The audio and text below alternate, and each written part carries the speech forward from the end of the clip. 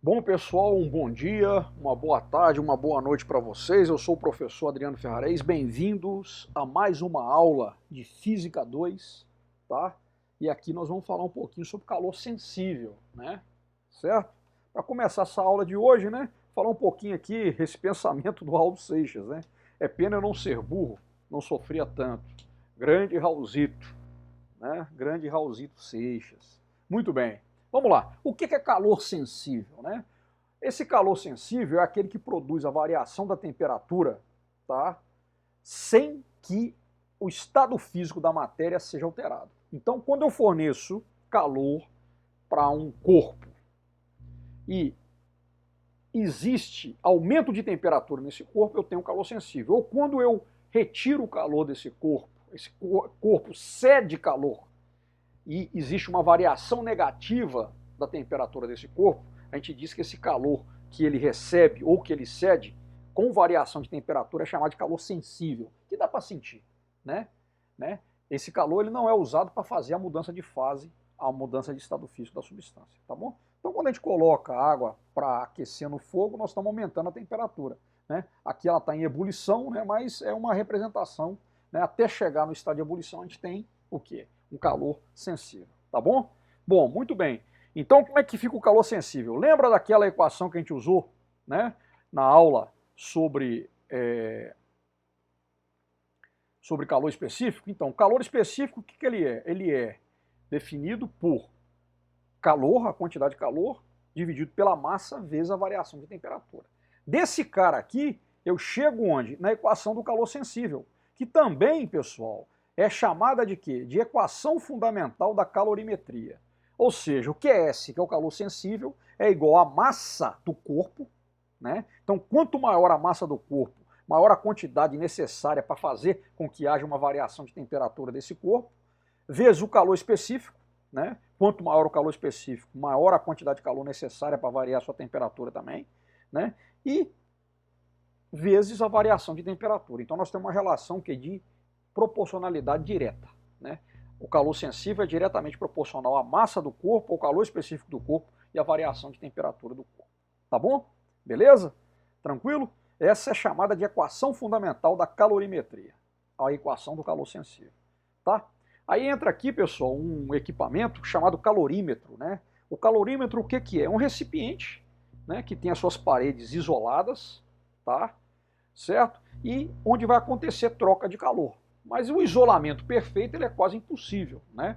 De forma que você não tem um calorímetro ideal. O calorímetro ideal, a capacidade térmica dele seria nula, né? Mas ideal, é no plano das ideias, não existe, né, um calorímetro ideal. Você tem o que? Um calorímetro, um recipiente muito bem isolado termicamente, por exemplo, né, um aparelho como esse aqui, você tem camadas e camadas de isolamento, de forma que você reduz a capacidade térmica desse calorímetro, para quê? Para que ele não interfira nas trocas de calor entre as substâncias que você vai, né, analisar, tá bom? Então isso aqui é um equipamento que é muito utilizado para quê? Para determinar o potencial, o poder calorífico das substâncias, né? Então existe uma troca de calor entre o material que sofre combustão e a água, e você consegue aí aferir o valor, né, do potencial, do poder calorífico dessa substância, tá? Aqui são outros modelos usados aqui em laboratórios de ensino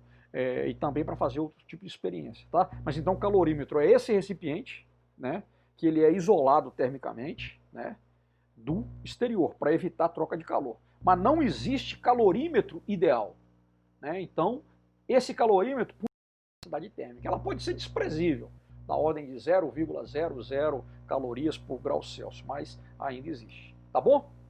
Beleza? Bom, o princípio da troca de calor, importantíssimo, né? Num sistema em que a gente tem vários corpos termicamente isolados do meio externo, então se eu tenho um corpo A e um corpo B, né, a gente sabe o que o fluxo de calor ele vai fluir do corpo que está maior temperatura para o corpo que está menor temperatura. Se a temperatura de A for maior que a temperatura de B, o calor vai fluir de A para B. Só que é o seguinte, pessoal, né? Então a gente teria o quê? Que o calor, que o corpo A ele vai ceder calor e o corpo B vai receber. No balanço, o calor cedido mais o calor recebido é igual a zero, tá bom? E aí a gente tem uma convenção que é a seguinte, ó, o calor que é cedido,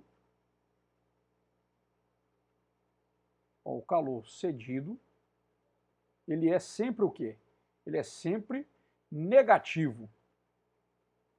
Tá bom? Ele é negativo, menor que zero. O calor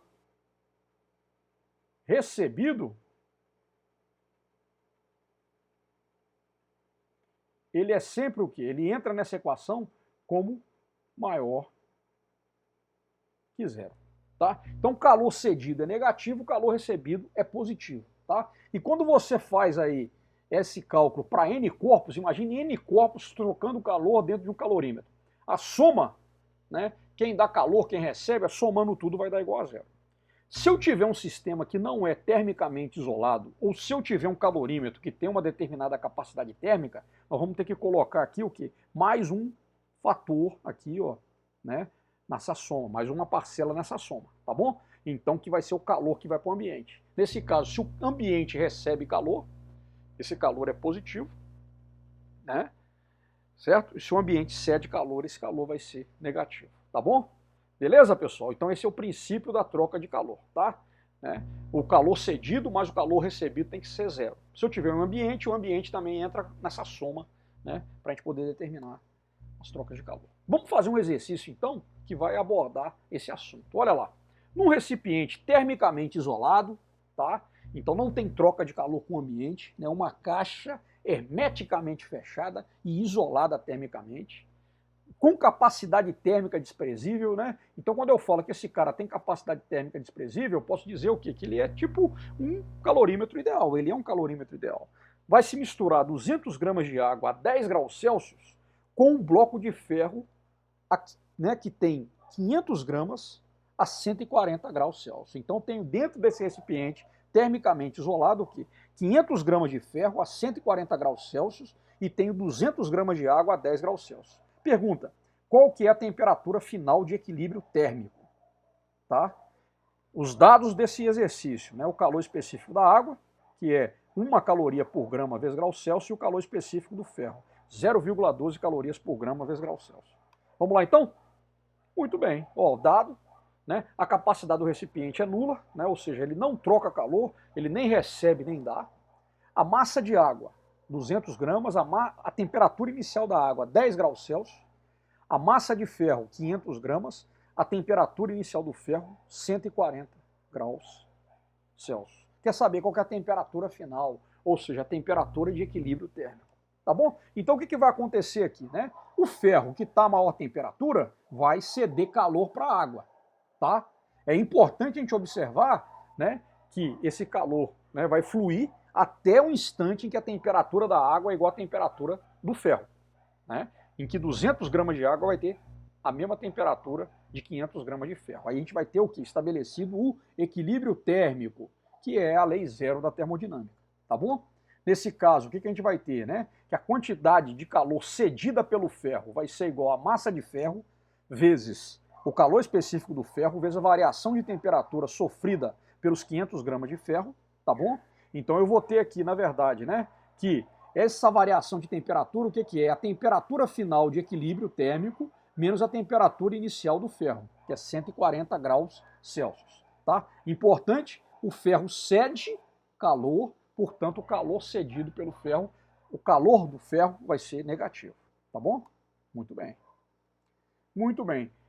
A água vai, né, a quantidade de calor que a água vai receber vai ser igual a massa de água vezes o calor específico da água vezes a variação de temperatura que a água vai sofrer, né? Então, na verdade, eu vou ter aqui, ó, massa de água vezes o calor específico da água, temperatura final de equilíbrio menos a temperatura inicial da água, tá bom? Lembrando que a água recebe calor, tá vendo? Ó? Então, esse T menos temperatura inicial da água, temperatura de equilíbrio menos temperatura inicial da água vai dar um termo positivo, né? Recebeu o calor recebido é positivo, tá? Do princípio das trocas de calor, a quantidade de calor que a água recebe mais a quantidade de calor que o ferro cede tem que dar zero, tá? Importante, né? Muito importante. Não há mudança de estado físico da água nem do ferro, ou do ferro. Ou seja, todo o calor aqui é calor sensível. É calor que vai servir o quê? para aumentar a temperatura da água e para diminuir a temperatura do ferro, como a gente mostrou nas equações. Tá bom? Então, resolvendo aqui, né, igualando, né, somando, olha lá, né, as equações, substituindo os valores, o que eu vou ter? 200 gramas de água vezes 1 caloria por grama vezes grau Celsius, vezes a temperatura inicial menos 10 graus, que é a temperatura final, né, que é a temperatura de equilíbrio menos a temperatura inicial da água, 10 graus Celsius, mais a massa de ferro, 500 gramas de ferro, vezes o calor específico do ferro, vezes a temperatura final menos a temperatura inicial do ferro é igual a zero. Tá? Então, multiplicando, 200T menos 2.000, mais 60T menos 8.400, que é 60, né? Aqui vezes 140, vai dar 8.400, então teria 260T, né? Somando, né? Aqui, né? E somando aqui, né? Menos dos 2.000 menos 8.400, vai dar 10.400, de forma que a temperatura final de equilíbrio vai ser 10.400 por 260, que vai dar 40 graus Celsius. Essa é a temperatura final, a temperatura de equilíbrio térmico, tá? Da água e do ferro. Beleza, pessoal? Tranquilo? Então essa é a aula de hoje, as nossas referências. A gente se vê na próxima aula. Valeu, pessoal, um abraço.